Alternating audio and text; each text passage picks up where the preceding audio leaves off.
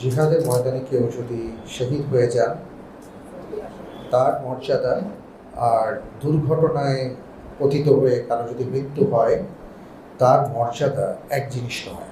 একজন হলো শহীদ, আরেকজন হলো শাহাদাতের মর্যাদা, দুটো দুই জিনিস। অর্থাৎ আমরা এটা খুব সহজভাবে যদি বোঝাতে চাই, কেউ আমার সন্তান, কেউ আমার সন্তানের মতো, দুটো দুই জিনিস।